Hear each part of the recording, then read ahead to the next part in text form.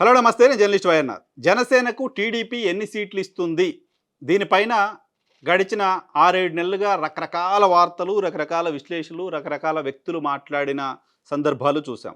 దానిలో పవన్ కళ్యాణ్ గారు చాలా సందర్భాల్లో ఆయన మూడొంతుల సీట్ల అంశాన్ని ప్రస్తావిస్తూ వచ్చారు. మూడొంతులు అంటే దాదాపు 60 సీట్లు. గ్యారంటీగా 60 సీట్లు తీసుకుంటామనే మాట చెప్తూ వచ్చారు. ముష్టి పడేస్తే తీసుకోవడానికి రెడీగా లేను అనే మాట చాలా సందర్భాల్లో చెప్తూ వచ్చారు.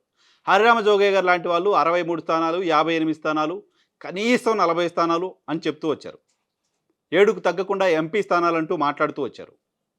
మరికొంతమంది జనసేన పార్టీకి సంబంధించిన నాయకులు కూడా మెజారిటీ స్థానాల్లో ఈసారి పోటీ చేస్తాం, తెలుగుదేశం పార్టీ బలహీనంగా ఉన్న సమయంలో మేము వెళ్ళి తెలుగుదేశం పార్టీకి ఒక ఆక్సిజన్ ఇచ్చాం, తెలుగుదేశం పార్టీకి సంబంధించి అంత బలహీన క్షణంలో మనం అండగా ఉన్నాం, ఎన్డీఏలో ఉన్నప్పటికీ బయటకు వచ్చి తెలుగుదేశం పార్టీకి మద్దతు ఇచ్చాం అంటూ చాలా డివైన్ థాట్స్ మాట్లాడుతూ వచ్చారు.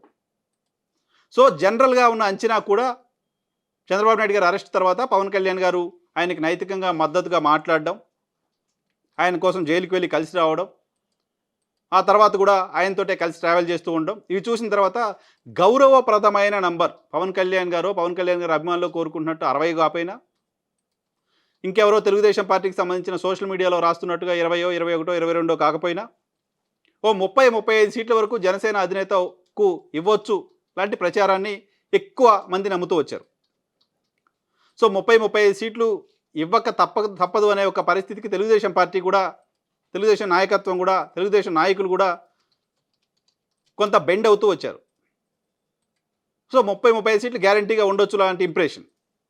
సంక్రాంతి పండుగ సందర్భంగా చేగొండ హరిరామ జోగయ్య గారు వెళ్ళి పవన్ కళ్యాణ్ గారితో కలిసి ఏ నియోజకవర్గంలో మనం బలంగా ఉన్నామనే దానిపైన ఒక విశ్లేషణ, ఒక రిపోర్ట్ ఇచ్చి వచ్చారు. ఆయన ఇచ్చి వచ్చిన తర్వాత జనరల్గా మాట్లాడడం కాకుండా ఒక లేఖ విడుదల చేశారు.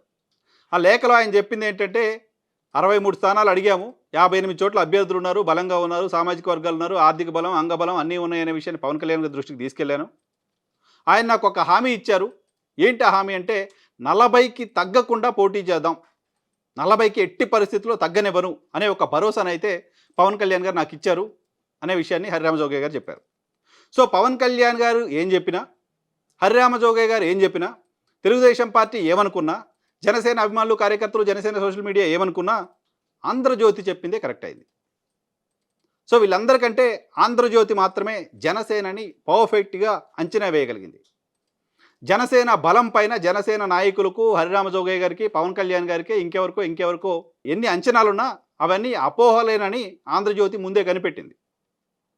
ఆంధ్రజ్యోతి చెప్పింది ఫిబ్రవరి 5వ తారీఖు రోజు. ఫిబ్రవరి 5వ రోజు ఆంధ్రజ్యోతి ఏం రాసింది? 32 సీట్లే జనసేనాని కోరారు, కోరిందే 32 అని, 20 చోట్ల ఏకాభిప్రాయం వచ్చిందని, మరో 5 సీట్లు ఇచ్చే ఛాన్స్ అని, చివరికి 27 అన్నా ఇవ్వండి అని పవన్ కళ్యాణ్ అడుగుతున్నాడు అని. ఇవే నంబర్స్. ఫిబ్రవరి 5 ఆంధ్రజ్యోతి రాసింది. 32 కోరుతున్న జనసేనాని, 20 చోట్ల ఏకాభిప్రాయం, మరో 5 ఇచ్చే ఛాన్స్, కనీసం 27 ఇవ్వండి అని పవన్ కళ్యాణ్ అడిగాడు అని. అక్షర సత్యమైంది ఆంధ్రజ్యోతి రాసింది. ఆంధ్రజ్యోతి చెప్పినట్లుగానే 24 అసెంబ్లీ, 3 లోక్సభ కలిపి 27. పవన్ కళ్యాణ్ బలాన్ని, పవన్ కళ్యాణ్కి టీడీపీ ఇచ్చే సీట్ల నంబర్ని అందరికంటే ముందుగా, అందరికంటే బాగా ఆంధ్రజ్యోతి అంచనా వేసింది. సో ఆంధ్రజ్యోతిలో రాసిన వార్తలు, ఆంధ్రజ్యోతిలో అంతకుముందు కూడా రాసిన వార్తలు, పవన్ కళ్యాణ్ క్యారెక్టర్ అసాసినేషన్ కోసమో, పవన్ కళ్యాణ్ ఇబ్బందులు పెట్టడం కోసమో రాశారు లాంటి ప్రచారం జరిగినప్పటికీ పవన్ కళ్యాణ్ బలం ఎంతో, పవన్ కళ్యాణ్ ఎంత బలవంతుడు అనే విషయాన్ని ఆంధ్రజ్యోతి అంచనా వేసింది. ఆంధ్రజ్యోతి అంచనాలకు తగ్గట్టుగానే పవన్ కళ్యాణ్ బిహేవ్ చేశారు. ఆంధ్రజ్యోతి అంచనాన్ని పవన్ కళ్యాణ్ నిజం చేశారు. ఆంధ్రజ్యోతి కోరుకున్న దాన్ని పవన్ కళ్యాణ్ నిజం చేస్తున్నారు. కానీ లక్షల మంది, కోట్ల మంది జనసేనాని అభిమానులకు, ఆయన ముఖ్యమంత్రి కావాలని కోరుకుంటున్న వాళ్ళకు మాత్రం పవన్ కళ్యాణ్ చెప్తున్న సమాధానం వైసీపీ ముక్త ఆంధ్రప్రదేశ్, దానికోసం మీరంతా త్యాగాలు చేయండి అని. తమ నాయకత్వాన్ని, తమ సీట్లని తెలుగుదేశం పార్టీకి త్యాగం చేసిన పవన్ కళ్యాణ్ తమ కార్యకర్తల్ని రాష్ట్రం కోసం మీరు త్యాగం చేయండి అంటున్నారు. పవన్ చెప్పిన త్యాగాలకు జనసేన నాయకులు, కార్యకర్తలు సిద్ధమవుతారా? ఆ త్యాగాలు, ఈ సీట్లు, ఈ నంబరు జనసేన నాయకులు కోరుకున్న గౌరవాన్ని ఇస్తుందా? పొత్తు ఏ మేరకు సఫలమవుతుంది అనేది చూడాల్సి ఉంది.